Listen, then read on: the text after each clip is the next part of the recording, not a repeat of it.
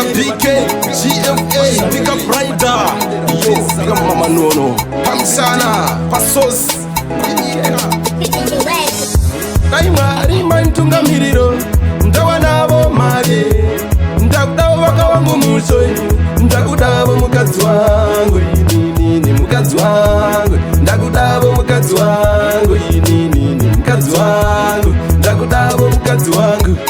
Naimari mantunga miriro. Ndawanabo mari. This time ndakudawo waka musa. Ndakudawo mukazi wangu. Ini mukazi wangu. Ndakudawo mukazi wangu. Inpadeni mukazi wangu. Ndakudawo mukazi wangu. Imi mukasati mashura. Kunga kuti tawedzera ashorora. Itaya tiri kutamba ubachura. Imi aya mashura. Imi mukasati mashura. Kunga kuti tawedzera atorora. Aba itaya chitamba ubachura. Aya do mashura. Dai mwari manditunga miriro. Ndawanavo mare. Ndakudavo kuvaka wangu musho. Ndakudavo mukazi wangu. Ini mukazi wangu. Ndakudavo mukazi wangu. Mwari wangu ini mukazi wangu. Ndakudavo Anzi uvumi uchauya warora iwe. Tsvaka wako anokudzikisa. Anzi uvumi uchauya warora iwe. Tsvaka wako chimama chako, chibebi chako, chimwe chako, pazvinhu zvako, chibhora chako, chimoko chako.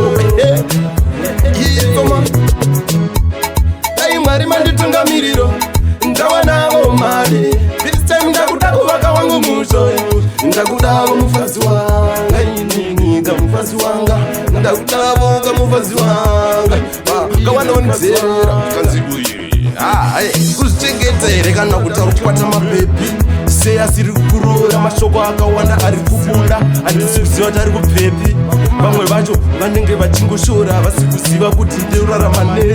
Vamwe varipo pakuda kunditisa kundishora kunzanzi. Handibati zvinobatika. Ngava murodzi anorasika. Tsamba kapebhodzo anoputsa musha. Ndapugama mapine magogora. Kunyanya kune vaya vaindishora. Vairi ndichaba ndichitambura. Ini ndichiyaura. Saka vandirana ndichitaratara. GFA, big vocalist.